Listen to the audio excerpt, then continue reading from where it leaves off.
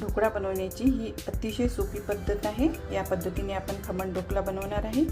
तर इथे मी बेसन घेतलेलं आहे, त्यानंतर हिंग, बेकिंग सोडा, साखर, सायट्रिक ॲसिड, हळद, मीठ आणि तेल आपल्याला लागणार आहे।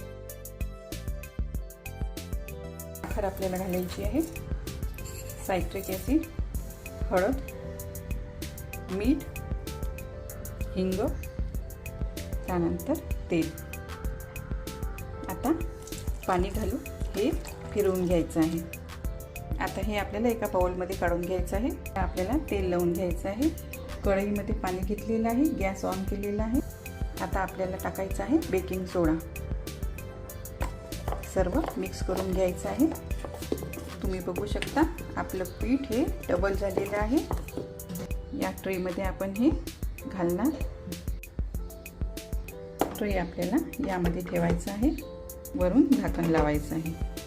15 मिनिटं आपल्याला हा ढोकळा छान शिजू द्यायचा आहे। ढोकळा आपला रेडी झालेला आहे। आता आपण यावर तडका देऊया। तडक्यासाठी मी इथे तेल घेतलेलं आहे, त्यामध्ये आपण मोहरी घालूया, हिरव्या मिरच्या, कढीपत्ता, यामध्ये आपल्याला पाणी घालायचं आहे। पिठी साखर मी यामध्ये घालत आहे। हा तडका आपल्याला यावर टाकायचा आहे। वरून थोडी कोथिंबीर, त्यानंतर खोबऱ्याचा किस, हा ओल्या खोबऱ्याचा किस मी इथे घेतलेला आहे, त्याने खूप छान टेस्ट येते। मी तुम्हाला काढून दाखवते आहे। इथे बघू शकता कसा जाळीदार आणि स्पंजी आपला ढोकळा रेडी झालेला आहे।